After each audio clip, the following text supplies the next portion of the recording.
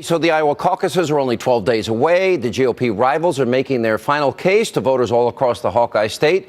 Here now to make his final arguments, highlighting his campaign differences, 2016 Republican presidential candidate Senator Marco Rubio. It seems that you're just in a solid third position. How do you push through now to get to Trump and Cruz, which I'm sure is where you want to go? Well, first, I think that's already happening, Sean. And in fact, as you know, as voters get closer to Election Day in these states, they make their minds up in a hard way. And here's the bottom line. Our next president has to be someone that is going to reverse all of the damage that Barack Obama has done to America. And that's what I will do. My first day in office, I am going to repeal every single one of Barack Obama's unconstitutional executive orders. That means the end to all this gun control stuff, the end to all of these radical environmental policies from the EPA, the end to any sort of federal effort on Common Core. We're going to cancel any sort of federal funding of abortions overseas. We're going to end the deal with Iran. That's just on my first day in office.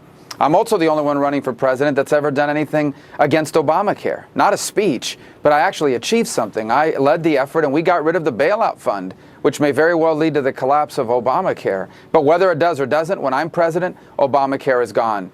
And here's something that separates me from a few of the people in this race. I am not going to cut our military. On the contrary, I am going to rebuild our military. It's going to remain the strongest in the world.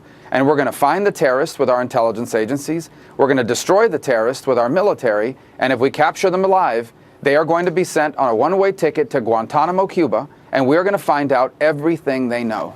Let's go to how you see the state of this race. There's a poll that came out. You're a solid third in Iowa, solid third in New Hampshire. Take us beyond that, where you think you start winning these primaries. Not that you won't win these. I don't know. I don't have a crystal ball. But where you think you begin to break out, or your best scenario in your mind that you break out? Well, first of all, anyone who knows about these states and has been there like I have now, you realize a lot of voters have made up their minds, but a lot of them are still waiting to make up their minds. They may have a preference today, but that'll change in the next few days as we get closer and they learn more about the candidates. That includes the people supporting me now, by the way, so we need to continue to work hard. We are one of the few campaigns that's actually very competitive everywhere. We have a great team in South Carolina, we have a great team in Nevada, and then beyond that. So we feel very confident about, at the end of this process, when the delegates are counted, we are going to have more delegates than anyone else, and we're going to have enough to be the nominee. And here's what's really important, Sean. We cannot lose this election. No matter what, we cannot lose to Hillary Clinton. She is not qualified to be president. In fact, she's disqualified. She lied about Benghazi. Now today we have all this news about how she inappropriately handled classified information by placing it on her email server. This is an outrage. How can someone like this be commander-in-chief of the United States? I will beat Hillary Clinton. That's why she doesn't want to run against me. Well, That's why she spends all her time attacking me. The Intelligence Community Inspector General, Charles McCullough, laid out his report, a comprehensive review by the intelligence agencies that identified, on top of the 1,300 emails that she said she never sent or received, that included specific intelligence known as special access programs.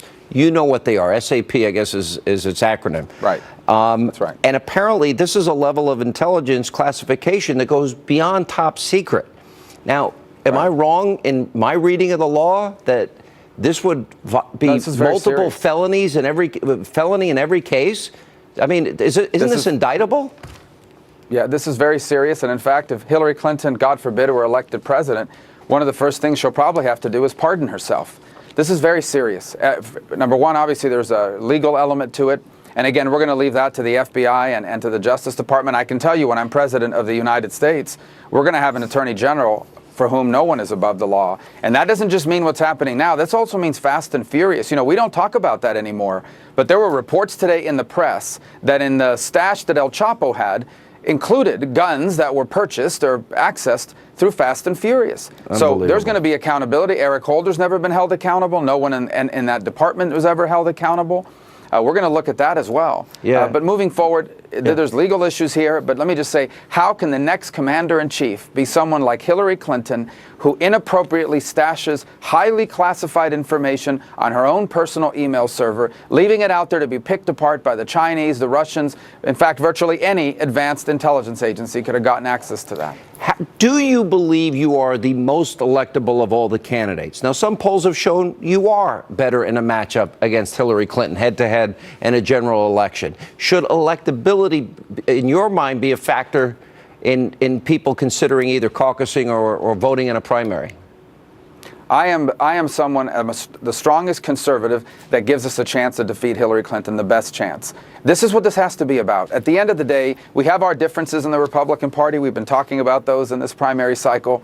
But eventually, we're all going to be together on the same team. We cannot allow Hillary Clinton, or God forbid, for that matter, Bernie Sanders, to be president of the United States. The damage that Barack Obama has done to America is so extensive. If we get this election wrong, Sean, we may not be able to turn this thing around. It may That's be scary. damage, it may be permanent, and we cannot lose this election. I will beat Hillary Clinton. She does not want to run against me. You can see that in their press releases and in the way they act towards me.